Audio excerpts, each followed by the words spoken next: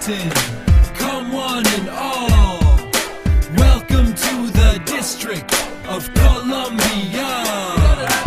Welcome to Washington, D.C. This is the place where dreams come true. Yes, the capital of the United States. We'll enter the heart of our nation. We'll see where our bills become law. We'll visit the site of the White House and monuments that bring awe.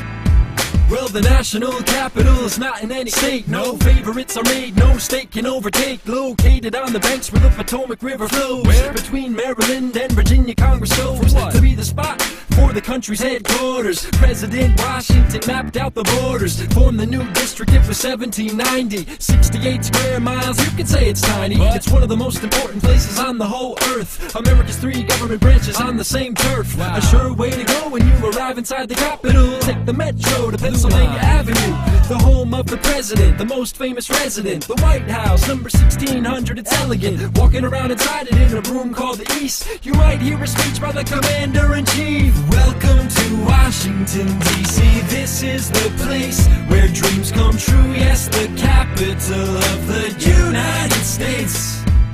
Originally, our nation's capital was usually called Federal City. George Washington had a lot of modesty. He never referred to it as Washington, D.C. D.C. means District of Columbia.